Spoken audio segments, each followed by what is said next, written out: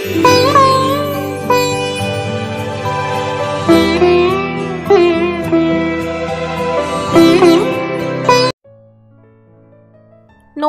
বন্ধুরা, আমি পিঙ্কি।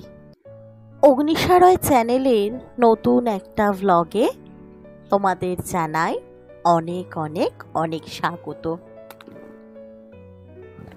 আশা করছি যে যেখান থেকে আমার ভিডিওটা দেখছো সবাই ভীষণ ভালো আছো।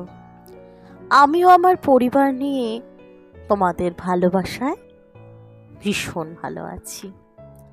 আজকের ব্লগটা শুরু করছি ভোর 6টা থেকে। আর দেখেছো এত রোদ যে ভোর 6টাকে মনে হচ্ছে বেলা 10টা। আসলে ভাদ্র মাসের রোদটাই এমন হয়, আর এই জন্যই মনে হয় ভাদ্র মাসের রোদে জামা কাপড়গুলো দেওয়ার কথা ছোট্টবেলা থেকে শুনে এসছি। সমস্ত জামা কাপড় জানো তো প্রায় রোদে দেয়া আমার কমপ্লিট, কিন্তু লাস্টে দেখি কি দুটো তাক এখনো বাকি রয়ে গেছে, বাবাইয়ের জামা কাপড় আর আমার কটা সালোয়ার কামিজের তাকটা। তাই আর কোনো দিকে না তাকিয়ে বাসি কাজটা সেরেই চলে গেছিলাম ছাদে জামা কাপড়গুলো ভালো করে দিয়ে আসতে। আসলে এখন দিলে কি মোটামুটি যদি 9টা সাড়ে 9টার সময় তুলে নিই ততক্ষণে বেশ অনেকটা গরম হবে, কারণ তারপর যা রোদ ওঠে আর ছাদে গিয়ে জামা কাপড় নিয়ে আসা সম্ভব হয় না। তাই একটু তাড়াতাড়ি দিয়ে দিলাম। এরপর ঝটপট বসিয়ে নিলাম একটু চা। আজকে চাটা জানো তো একটু আদা এলাচ দিয়ে করেছি। আসলে কদিন ধরে তোমরা হয়তো ভয়েস ওভারেও শুনতে পাচ্ছ আবার সর্দি লেগেছে। জানি না কেন আমার বারবার খালি ঠান্ডা গরমই লেগে যাচ্ছে। আর এবার শুধু আমার না, সাথে সাথে সোনামারও ঠান্ডাটা লেগেছে, তার তো ভীষণ কাশি। তো যাই হোক, দেখো রান্না বান্নার না আজকে খুব একটা ঝুট ঝামেলা বেশি করিনি। ওদিকে করেছি ডাঁটা আলুর তরকারি, মেয়ের জন্য কটা চিংড়ি মাছ দিয়ে তরকারি করেছি, আর বাবাই আর আমার জন্য করেছি ফ্যাসা মাছের ঝাল। আজকে থেকে জানো তো আর বেশি দিন বাকি নেই, যেহেতু ভাবছি একটু একটু করে পুজোর জন্য বাড়িটাকে নতুনভাবে সাজিয়ে তুলব। যখন বাড়িতে আসি জানলা দরজা রং করার জন্য কিছুটা কালার আনা হয়েছিল, সেখান থেকেই কিছুটা রং বেঁচে গেছে। আমরা না জানো তো বাড়িতে লোকেরা আমরা যেটুকু কাজ নিজেরা পারি না আমরা সেটুকু নিজেরাই করে নিই। এর জন্য বাইরের কাউকে দিয়ে কোনো অর্থের বিনিময়ে সেই কাজগুলো আমরা করাই না। যেমনি ধরো জানলা দরজা গ্রিল রং এগুলো কিন্তু আমরা নিজেরাই করেছি। সেখান থেকেই কিছু রং যেহেতু বেঁচে গেছে, ভাবলাম এই মিটকেসটা দেখতে খুব খারাপ লাগছে, বড্ড বেমানান লাগছে নতুন বাড়িতে, তার জন্য একটুখানি রং করে নিচ্ছি।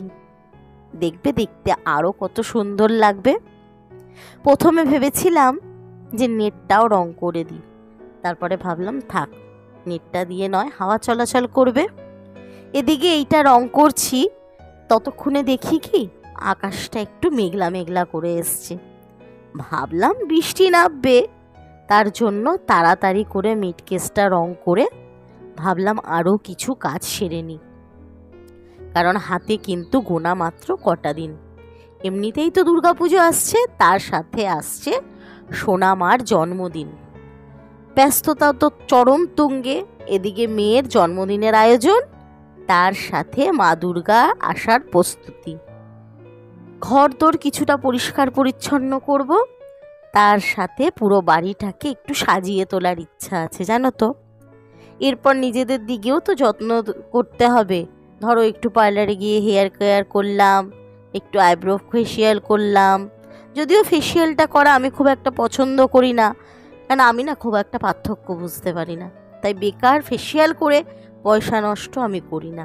যেটুকু হোম রেমেডি পারি সেটুকুই করি, তাতে দেখি খুব একটা স্কিন কিন্তু আমার খারাপ নয়।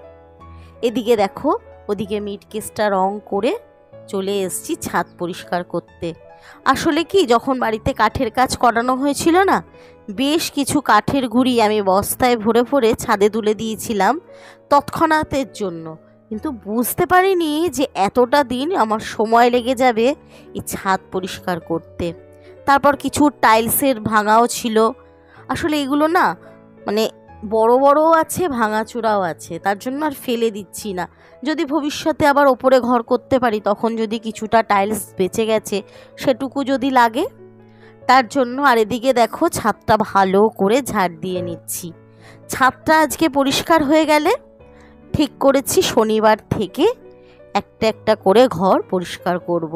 তারপর কিচেন আছে, যদিও প্রত্যেক মাসে পরিষ্কার করা হয়, কিন্তু পুজো উপলক্ষে দেখবে আমরা যেন ঘরদোর পরিষ্কার করতে একটু বেশি আনন্দ পাই। আসলে কি পুজোর এই সমস্ত কাজকর্ম, জামা কাপড় কেনাকাটা, এইসবের মধ্যেই তো পুজোর আনন্দটা আমাদের মধ্যে প্রায় 1-1.5 মাস ধরে জড়িয়ে থাকে। নইলে পুজো তো আসলো আর চলে গেল, সে যেন পলক পড়ার সময় দেয় না। সারাদিন যেহেতু আমি খুব খাটাখাটনি করেছি, বাবাইয়ের ইচ্ছা আজকে সন্ধ্যের টিফিনটা ও বানিয়ে খাওয়াবে। মনের ইচ্ছা খুবই ভালো, কিন্তু কি বলো তো, বাবাই না রুটি বেলতে পারে না বা রুটি করতেও পারে না। তা আমি ভাবলাম তুমি বাকি ভাতটুকু করো, এইটুকু নয় তোমাকে সাহায্য আমি করে দিই। আসলে ও যে এটুকু চিন্তা করেছে এটাই আমার কাছে অনেক বড়, যে ঘরে বসে বসে আমি শুধু বসেই ছিলাম না, বাড়িতে থেকে বাড়ির কাজগুলো যে ও চোখে দেখতে পেয়েছে, বা ওর যে চিন্তা ভাবনা এসছে যে না আমরা বাড়িতে বসে থাকি না, আমরা পরিশ্রম করি, এটাই আমার কাছে বড় পাওনা। তাই এদিকে সন্ধেবেলা এসে স্যালাড কেটে রুটিগুলো বেলে এরপর ওকে আমি রুটিটা তৈরি করে দিয়ে সরে যাব। আর যেহেতু অফিস থেকে এসছি 6:30, মোটামুটি এগরোল বানাতে বানাতে প্রায় 8টা 8:30 বাজতে যায়। তাই ভাবলাম যে লেচিগুলো একটু মোটা মোটাই করি, তাহলে কি রাতে আর কিছু খাওয়ার দরকার লাগবে না, এগরোল খেলেই সবার পেট ভরে যাবে। আর সোনামা যেহেতু বিকেল 5টার সময় স্কুল থেকে এসে ভাত খায়, ও তো এমনিই সন্ধেবেলা কোনো ভারী টিফিন করলে আর রাতে খেতে চায় না। বাকি থাকলাম বাবাই আর আমি। বাবাই বলল যে তাহলে একটু বেশি করেই এগরোলটা করি, তাহলে রাতে এগরোল দিয়েই হয়ে যাবে। আর মাঝে মাঝে জানো তো এই চেনা গণ্ডির বাইরে গিয়ে খাবার দাবারও কিন্তু খেতে ভীষণ ভালো লাগে। যেমনি ধরো আজকে রাতে এগরোল খেয়ে নিলাম, রুটি তরকারি ভাত এগুলো তো রোজকার দিন চলতেই থাকে। আসলে পুজো আসা মানেই তো জীবনের একঘেয়েমি কাটিয়ে তোলা। তোমরা বুঝতে পারছো রাঁধুনি কিন্তু চেঞ্জ হয়ে গেছে।